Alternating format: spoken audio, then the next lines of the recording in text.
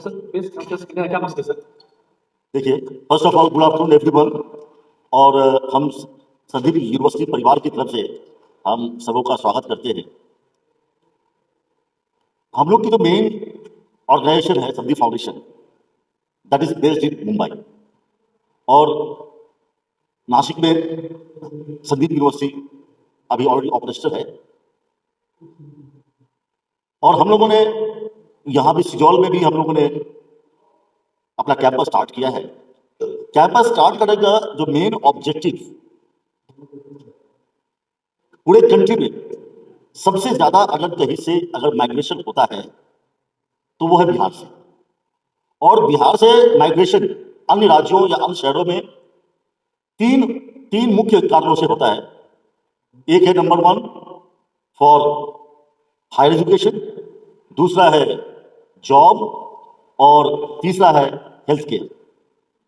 हम लोगों ने एजुकेशन सेक्टर में हायर एजुकेशन के लिए हायर एजुकेशन में माइग्रेशन को कम करने के लिए हम लोगों ने अपने पैतृक गांव सिजौल, मधुबनी डिस्ट्रिक्ट, बिहार में हम लोगों ने सबसे पहले पॉलिटेक्निक से स्टार्ट किया।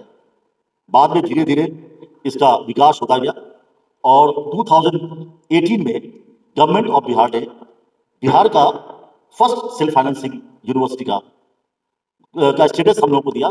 और आज हम लोग मेडिकल को छोड़ के बाकी तमाम popular programmes like engineering, polytechnic, management, ITI, MCA, BCA, BBA, agriculture, BEd, DELED programme, all popular professional courses हम लोग यहाँ पे चला रहे हैं। बिहार के सभी राज्यों, बिहार के सभी जिलों से छात्र यहाँ पे आते हैं और यहाँ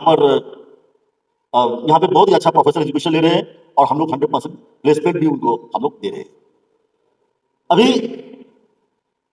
अभी हम लोग का जो मेन यूएसपी है, हमारी यूनिवर्सिटी का जो मेन यूएसपी है, ऑफकोर्स हमारा इंफ्रास्ट्रक्चर तो है ही, और भी हम लोग काफी ज्यादा इंफ्रास्ट्रक्चर डेवलप कर रहे हैं।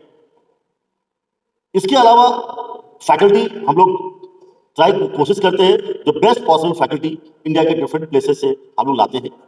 Practicals, lab, workshops, centre of excellence, बहुत सारे ऑर्गेनाइजेशन के साथ मिलकर हम लोग ने सेंटर ऑफ एक्सेलेंस स्टार्ट किया है। और communication skills right from first year हम लोग एम्फेसिस करते हैं। हमारा जो मेन यूएसपी है, apart from the cutting edge curriculum, we have included various value added programmes in our curriculum. Every semester हम लोग स्किल बेस्ड प्रोग्राम्स इंट्रोड्यूस करते हैं और साथ ही एवरी सेमेस्टर हम बच्चों को एम्प्लॉयमेंट एनहांसमेंट सर्टिफिकेट भी हम लोग उस पर हम लोग ट्रेन कराते हैं, जिससे क्या उनका रिज्यूम बेटर होता है और प्लेसमेंट्स में काफी हेल्प मिलता है। अभी हम लोग पिछले 3-4 सालों से 100% प्लेसमेंट हम लोग अपने बच्चे को देते आ रहे हैं और हम लोग आगामी मतलब कमिंग मंथ में, मार्च में, in the month of March 3 major event हम लोग करने वाले हैं। और आज का जो मेन आप लोगों को बुलाने का जो मेन पर्पस है, ये मैसेज आप छात्रों तक पहुंचाएं। 3 मेन जो इवेंट हम लोग जो करने वाले हैं, पहला है 17 मार्च को हम लोग जॉब फेयर करने वाले हैं। यह हम लोग का सेकेंड जॉब फेयर है। लास्ट ईयर दरभंगा में हम लोग फर्स्ट जॉब फेयर किया था। मुंबई की प्रतिष्ठित संस्थान मैथिल समन्वय समिति के सहयोग से हम लोग दरभंगा में फर्स्ट रोजगार मेला जॉब फेयर किया था। मोर देन 100 कंपनीज उसमें शरीक हुई थी। काफी छात्रों को फायदा हुआ था। उसी से प्रेरणा लेके और उसी से उत्साहित होकर हम लोग 17 मार्च को जॉब फेयर करने वाले हैं।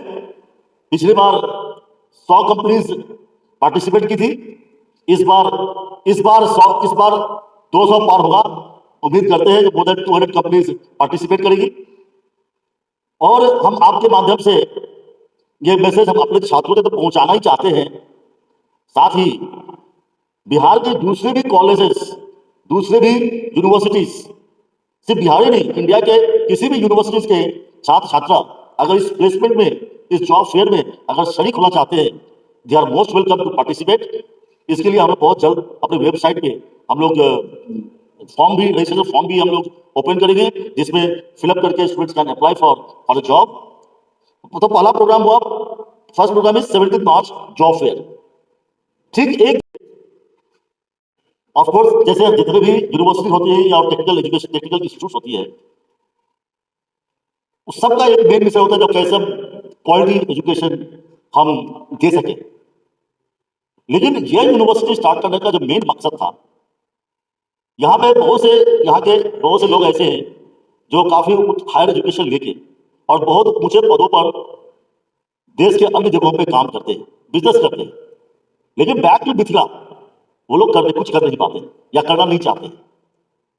हम उनको एक संदेश देना चाहते हैं, अगर आप माइग्रेशन को लेके हर जगह बिहार की बदनामी हो रही है, उसको आप तभी चेक कर सकते हैं जबकि back to your native land आप कुछ उद्यम यहाँ पे करें, जिससे क्या यहाँ के लोगों को अपने अपने क्षेत्र में उनको रोजगार मिल सके। बहुत से लोग डरते हैं, बहुत से लोग कॉन्फिडेंस नहीं हो पाता है, रहता है क्या होगा नहीं होगा। उनको मैं एक संदेश देना चाहूंगा। एक बाबर की कहानी याद आती है। बाबरी मस्जिद से मत कंपेयर कीजिएगा। बाबर का 1501 के आसपास, 1501 और 1505 के बीच की है, हमें एग्जैक्ट ईयर नहीं मालूम है। 1501 में बाबर समरकंद की लड़ाई में, समरकंद में उसको बोलते हैं आपका वॉर ऑफ सरियपुल। वॉर ऑफ सरियपुल में बाबर हार जाता है, बहुत बुरी तरह से हारता है। फिर उसके दोस्त ने पूछा, भाई बाबर आप तो लड़ाई हार गए, और उस लड़ाई में बाबर समरकंद हारता है और मध्य एशिया के बहुत से हिस्सों को हार जाता है, बाबर बुरी तरह से परास्त करता है। उस वक्त उसका दोस्त पूछता है बाबर से, भाई बाबर आप तो लड़ाई हार गए, आप सब कुछ राजपाट हार गए, आप क्या करोगे? बाबर कहता है, सबसे पहले मैं ईश्वर को शुक्रिया अदा करूंगा। दोस्त कहता है, इतनी बुरी तरह हारने के बाद तुम ईश्वर को शुक्रिया अदा करोगे? बाबर ने बहुत बहुत बड़ी बात कही थी उस टाइम। बाबर ने कहा, समरकंद हारे तो क्या हुआ, अभी भी नहीं हारा हूं। क्या नहीं हारा हूं? अपनी इच्छा शक्ति और अदम्य साहस, जो हमें किसी दूसरे के सामने झुकने को और सजदा करने को रोकता है। और आप देखिए कितनी जोश थी, कितना जोश था उस बाबर में। और पूरा हारने के बाद वो इंडिया की तरफ रुख करता है और हिंदुस्तान का सबसे बड़ा शहंशाह बनता है। तो मैं कहना चाहता हूं, मैं वही अदम्य साहस और इच्छा शक्ति यहाँ के लोगों में वो देखना चाहता हूं, हमारे छात्रों में देखना चाहता हूं, जो उसको यूज करके एक एंटरप्रेन्योर बने और अधिक से अधिक लोगों को वो जॉब दे सके, एक प्रयास करे। यह यूनिवर्सिटी हम लोगों ने बहुत सारे स्ट्रगल करके, बहुत सारे संकटों का सामना करके, यहाँ के जो हमारी टीम है उनके हेल्प से हम लोगों ने स्टैब्लिश किया और हमें बहुत ही अच्छा रिस्पॉन्स मिला और मैं बहुत खुश हूँ। और मैं सभी जितने भी एंटरप्रेन्योर्स हैं जो बाहर में रहते हैं, उन सब से मैं आह्वान करना चाहूंगा, वो भी अपने क्षेत्र में कुछ ना कुछ इनिशिएटिव करे, जिससे क्या यहाँ के लोगों को रोजगार मिलेगा और माइग्रेशन कम होगा। पूरे भारत में 1400 यूनिवर्सिटीज़ हैं, 50,000 के आसपास कॉलेजेस हैं। उसके बाद भी लोग अब्रॉड एजुकेशन के लिए जा रहे हैं। और आप मधुबनी, मिथिला, बिहार के वर्दी से बिलोंग करते हैं, यहाँ पे तो ऑलरेडी उसका आंकड़ा का बहुत ज़्यादा है। मैं देख रहा हूँ कि आपके मधुबनी के ही बच्चे यहाँ तक नहीं आ रहे।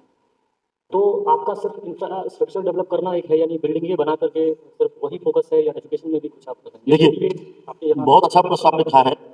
हमारे ये आप तो देख रहे हो ना, जो इंफ्रास्ट्रक्चर देख रहे हैं, ये सिर्फ एक हार्डवेयर है। इसका जो सॉफ्टवेयर है ना, ये तो एक शरीर है, और इस शरीर की आत्मा है हमारे शिक्षक, हमारे फैकल्टी। मोर देन 50% फैकल्टी हमारे पीएचडी है। और ये जो फैकल्टीज है, हमें देश के तमाम हिस्सों से हम लोगों ने लाया है। और मैं बता दूं, यहाँ के जो 40% जो इंटेक है, 40% इंटेक हमारे लोकल छात्र हैं, हमारे मधुबनी जिला के हैं, हमारे पंचायत के हैं, नजदीक के हैं 40%।